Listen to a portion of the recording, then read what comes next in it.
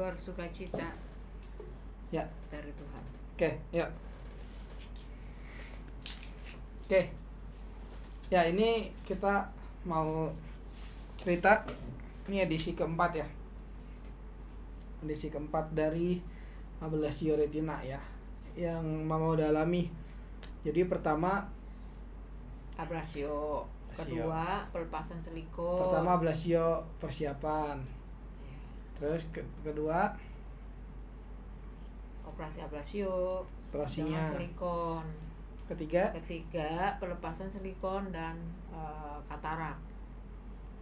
Keempat, karena ada sesuatu yang tumbuh di mata saya ketika menjalani ablasio dan akhirnya dioperasi kembali karena yang tumbuh itu namanya membran. Dan setelah saya operasi membran ini sekarang udah berjalan 3 bulan. Baru kemarin hari Rabu tanggal 20 April saya datang kembali ke KMN Kemayoran. Kemayoran diperiksa dan pemeriksaannya itu ternyata bagus, mata saya udah semakin bagus, bisa membaca dari huruf yang sedang sampai huruf yang lumayan kecil bisa, tapi dibantu dengan kacamata karena mata saya ada plusnya karena usia saya sudah 50 tahun ke atas. Wajar lah kalau mata ada plus. Plusnya lumayan ya. Plusnya 2,5 dan untuk melihat jauh 0,75 sama 0,5. Jadi berarti kalau kita simpulin operasi itu udah berapa kali? 3 ya. Operasi 3 plus operasi katarak ya sekali ya. Di laser itu udah berapa kali? Bisa udah 3 kali ya. Laser Avastin. Laser itu suntik Avastin. Suntik Avastin. Ya. Mata kiri udah laser 1 kali. Nah, sekarang jadi yang rusak kan dia mata kanan ya, retina. Anti ablasio. Ablasio. Nah, kalau orang udah ablasio atau bukan orang, kalau misalnya mata kena ablasio yang kanan atau ya itu kemungkinan yang kiri juga bisa kena karena kan yang dilakukan sama kan aktivitas kayak Mama waktu itu aktivitas mungkin angkat berat bukan, gitu karena mungkin. Ada penipisan di bola mata, ada penipisan ya. Penipisan di bola mata, otomatis penipisan sama angkat berat kan, angkat berat juga kan. Iya, kalau mengeluarkan tenaga mungkin tekanan ya, bola kan? mata itu terlalu kencang ya pas kena di penipisannya itu ya lepas. Jadi sebenarnya ablasio itu salah satunya itu karena orang bisa kena ablasio ya banyak faktor ya, bukan satu penyebab tapi salah satu penyebabnya dia tipis, memang di matanya emang ada yang apa tipis lah pokoknya ininya enggak seperti balon ya. Terus yang kedua itu ada suatu gerakan-gerakan atau aktivitas yang dia kayak apa ya, sampai tenaga sampai kena saraf mata dan seterusnya gitu kan, kira-kira gitu ya. Itu tinggal di searching sih. Nah terus kita mau cerita gini, ini udah nih kita apa ya, udah operasi semua. Sekarang ceritain operasi yang kanan ini kan sekarang udah bisa ini dari dulu pertama mungkin ya, pertama 100%, terus sampai ke drop dia sampai 20%, dulu sempat 15% ya, 25%. Pertama kali operasi ablasio itu keberhasilan saya cuma 60 tapi udah bagus lah, lumayan. Pertama 60. Nah, terus karena saya ada sesuatu yang tumbuh di retina saya, jadi menghalangi penglihatan saya lagi sampai mencapai 20%. Jadi melihat warna merah ini seperti merahnya agak pudar, putih gitu. Jadi merahnya agak jelas, yang terlihat putih tapi tahu saya itu warna merah tapi ada putih-putihnya. Warna hijau ada putih-putihnya gitu. Jadi sesuatu yang tumbuh itu menghalangi mata saya, itu namanya membran kalau dokter bilang ya. Membran. Terus 3 bulan yang lalu saya operasi kembali. Jadi dari 60% itu sempat turun jadi berapa? Jadi 20%. Emang pernah ngelihat benar-benar sampai ini pas operasi? Bukan ini, ngelihatnya udah kabur dari awal? Enggak. Waktu pas penempelan itu memang ada sesuatu yang aneh dari mata saya karena itu. Udah ada membran itu ya sebenarnya. Karena setelah operasi ada membran itu, karena kalau kata dokter kalau dijahit tuh kiloid gitu, jahitannya itu tumbuh daging. Jadi memang dari awal penglihatan saya sih kata dokter keberhasilannya kira-kira 60. Tapi karena ada membran itu yang menghalangi mata saya jadi nggak bisa lihat dengan jelas 60 itu gitu. Jadi ketika operasi yang ketiga ini saya jalanin dan operasinya berhasil, dari sekarang saya udah bisa melihat warna merah ini dengan terang merah benar gitu. Karena diangkat terus ya semakin jelas ngeliatnya lah. Makin jelas. Ya sekarang udah bener-bener ibaratnya, tapi bukan normal ya, bukan normal 100% ya, kayak nggak mungkin lah, itu udah nggak mungkin 100% normal. Cuman oke lah, udah bisa ngelihat, baca pun udah baca kecil-kecil pun udah lumayan kan, udah bisa bahkan udah bisa. Ya terus sekarang mau kesaksian, justru habis udah sembuh nih, disembuhkan oleh Tuhan melalui dokter lah ya yang kita datang gitu ya. Terus mau kesaksian apa? Sekarang ngapain? Kesaksiannya begini, ketika kita sakit memang oke lah, orang namanya sakitnya di mata kan mengerikan ya, namanya mata, kalau nggak bisa lihat gimana gitu, ketakutannya seperti itu wajar, kita sebagai manusia itu takut ya. Tapi ketika kita udah ada setitik terang gitu, oh ya lumayan nih mata udah dioperasi bisa lihat, itu kita senang ya. Tapi ketika mata itu menurun kembali, itu suatu hal yang membuat nyali ini kembali takut lagi gitu kan. Tapi ketika ada kesembuhan lagi, ya itu sih tidak lepas dari kuasa Tuhan ya, yang menolong, yang mengasihi pada umatnya ya, sehingga ada titik lagi semangat, wow bisa sembuh gitu. Ada titik terang, kalau ada pengharapan mata yang rusak ini, yang tadinya tinggal 20%, yang hanya bisa lihat putih, yang kata dokter ya lama-lama hilang warnanya, tinggal putih doang. Itu kan mengerikan sekali ya, boleh dibilang ya sama-sama juga buta gitu. Tapi karena ada mujizat dari Tuhan melalui tangan dokter yang saya boleh bilang wah bolehlah ya, sangat baik gitu, sangat juga inilah peduli dengan ininya pasiennya. Kita yang sakit ini ada spot fisik kita oleh dokter ini adalah pengharapan lah dari cara dia menangani kita, yaitu hal yang positif sehingga kita tersupport ya.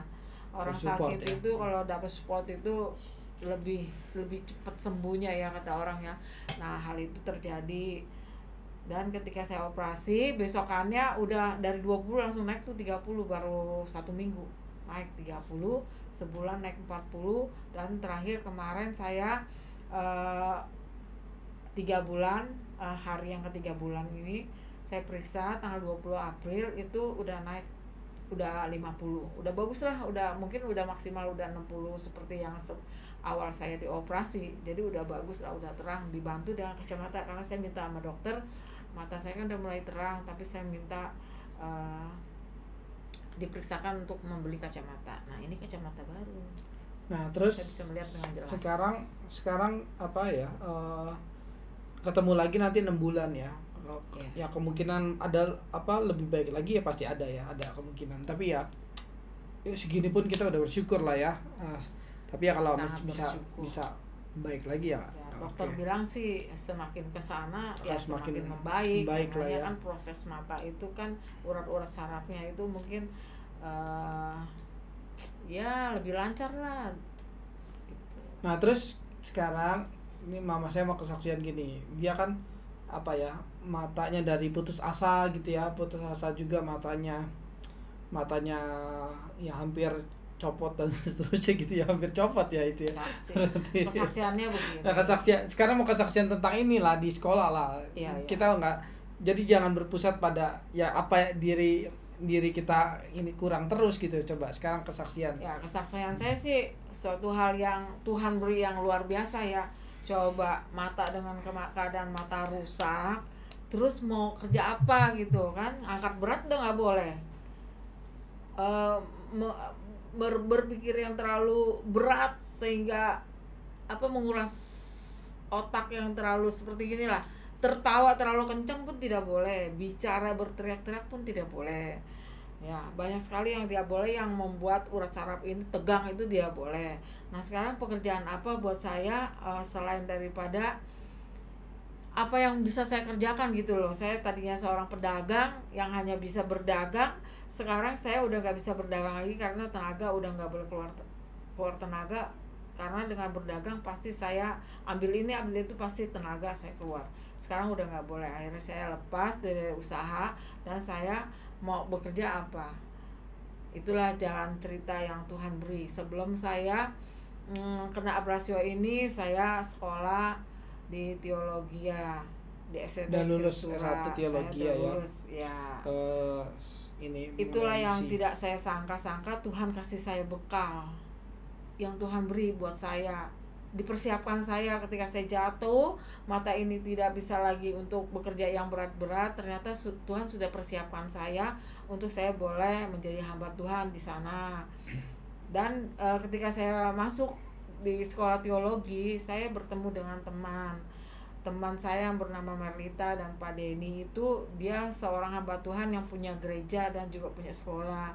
Ketika saya belum terkena abrasio, saya sudah bernasar, saya bilang, nanti kalau saya sudah lulus, udah mempersiapkan diri, saya ke tempat kamu ya, saya bilang begitu. Tapi semua ini jadi kenyataan. Kenyataannya melalui apa? Mata saya ini lepas. Dan saya bukannya hanya bermain saja, tapi saya benar-benar 100% melayani di sana. Bisa mengajar. Tadinya gini, dalam arti bukan melayani. Tadinya mau juga di situ, cuma ya ada toko masih susah kan. Mungkin ya cuma Sabtu Minggu di situ. Nah, sekarang malah justru setiap hari di situ ya. Hari, bahkan tinggal di sana saya tinggal sekarang. Di sana ngajar bisa Senin sampai Jumat. Ngajar apa? Mengajar anak-anak sekolah TK, playgroup, dan juga bisa mengajarkan mereka, ngeleskan mereka yang tidak bisa baca. Saya bisa memberikan ilmu saya ya, mengajarkan mereka membaca, berhitung. Wah, sangat senang. Walaupun di sana sekolahannya tanpa bayar ya, anak sekolah kan tidak bayar di sana, sama sekali tidak bayar.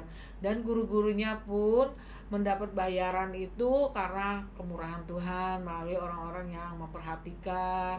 Juga ada dana bos itu juga untuk keperluan sekolah, bukannya untuk guru-guru semua. Ya guru-guru adalah buat makan bakso lumayan. Jadi Senin sampai Jumat ngajar sekolah, Sabtu Minggu di gereja. Sabtu Minggu di gereja mengajarkan anak sekolah minggu, juga kalau hari Minggu juga ke pos-pos PI. Di sana di Kampung Cina itu banyak sekali orang yang sangat sederhana, artinya sangat kekurangan, sehingga mau pergi ke gereja pun susah, butuh ongkos, butuh kendaraan.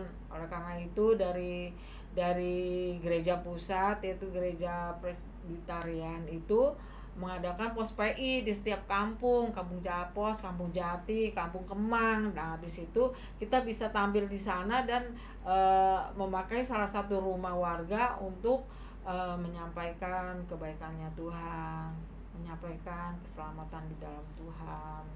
Seperti itu. Jadi mereka bisalah datang dengan jalan kaki tanpa perlu ongkos. Seperti itu.